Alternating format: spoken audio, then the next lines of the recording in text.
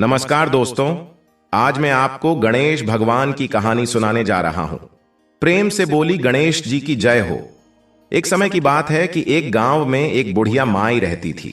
वह गणेश भगवान की परम भक्त थी। बुढ़िया माई के बेटा बहू और पोता पोती थे। उनका परिवार हंसी खुशी उनका समय बीत रहा था। पर समय का पहिया एक जैसा नहीं रहता। कभी खुशी तो कभी गम सहना पड़ता है। ऐसा ही बुढ़िया माई के साथ हुआ। एक दिन बुढ़िया माई का बेटा रवि अपने काम पर से घर आ रहा था। रास्ते में एक गाड़ी से टकराकर वह गिर गया। उसके सर में चोट लग गई। कुछ लोगों ने उसे हॉस्पिटल ले गए और दवा पट्टी करा के घर पर छोड़ दिया।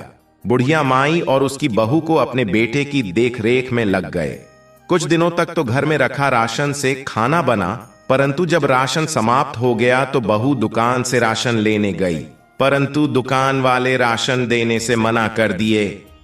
बहू घर आकर सारी बात से बताया। सास भी बहुत परेशान हो गई।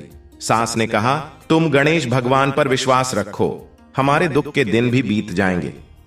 सास काम खोजने बाहर गई, पर उसकी उम्र देखकर किसी ने भी उसे काम पर नहीं रखा।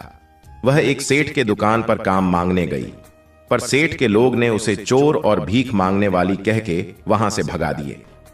बुढ़िया माई को बहुत ही दुख हुआ। सड़क के किनारे जाकर बैठ गई और रोने लगी। तभी उन्होंने देखा बगल वाले ब्रिज पर एक सेठानी बैठी किसी से फोन पर बातें कर रही है। वह कह रही थी कि कल से गणेश उत्सव है। मैं चाहती हूं कि गणेश जी की स्थापना करूं और घर का बना मोदक गणेश भगवान को अर्पित करूं। मुझे तो मोदक बनाने नहीं आती है।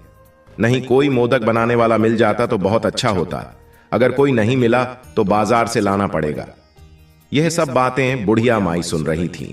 फोन कटने के बाद बुढ़िया माई ने सेठानी से कहा, बेटी, तुम बुरा न मानो तो मैं एक बात कहूं। मुझे मोदक बनाने आते हैं। अगर तुम चाहो तो मैं तुम्हारे घर पर आकर और मोदक बनाकर तुम्हें टेस्ट करा सकती हूं। मैं सुबह से काम खोज रही हूं। तुम मुझे मोदक बनाने का काम दे दो। सेठानी बहुत ही अच्छी थी। सेठानी ने कहा, मां, तुम मेरे साथ चलो, मोदक बनाकर दिखाओ। अगर हमें टेस्टी लगे तो हम तुम्ही से ही 12 दिनों तक मोदक बनवाएंगे। बुढ़िया माई खुश होकर सेठानी के साथ उसके घर चली गई। खूब स्वादिष्ट मोदक बनाए। सब ने कहा, मां, तुम्हारे हाथों में तो जादू है। तुम कल से मोदक बनाने आ जाना और थोड़ा सा मोदक अपने लिए भी ले जाइए और कुछ एडवांस भी पैसे ले जाओ। बुढ़िया माई बहुत खुश हुई। वहां से बाजार गई, कुछ राशन और खाने पीने की वस्तुएं ले ली और एक छोटा सा गणपति बप्पा की मूर्ति ले लिया और घर आकर बहू बेटे को सारी बात बताई और गणेश जी की स्थापना करें। मोदक का भोग लगाए और हर रोज सेठानी के घर मोदक बनाने जाती। बुढ़िया माई सुबह नहा धोकर चली जाती हैं। सेठानी थोड़ा सा मोदक बुढ़िया माई को दे देती। बुढ़िया माई गणेश भगवान को मोदक का भोग लगाती और बैठकर जय गणेश जी का कीर्तन करती। ऐसे ही 9 दिन निकल गए। एक दिन गणेश जी बुढ़िया माई की भक्ति से प्रसन्न हुए और एक बालक का रूप लेकर बुढ़िया माई के घर आ गई और मोदक खाने के लिए कहने लगे। बुढ़िया माई बड़े ही प्रेम से उस बालक को घर के अंदर लाई और सेठानी के घर से जो मोदक लेकर आई थी और भोग लगाया था, वह मोदक उस बालक को खाने के लिए दे दिया। बालक मोदक खाकर बहुत खुश होकर चला गया। तभी चमत्कार हुआ। बुढ़िया माई का घर अन्य धन सोना चांदी से भर गया। बुढ़िया माई बहू बेटे और नाती पोते कहने लगे, हमारे धन्य भाग जो हमारे घर गणपति बप्पा मोदक खाने आए। सभी लोग गणेश भगवान की जयकारा लगाने लगे।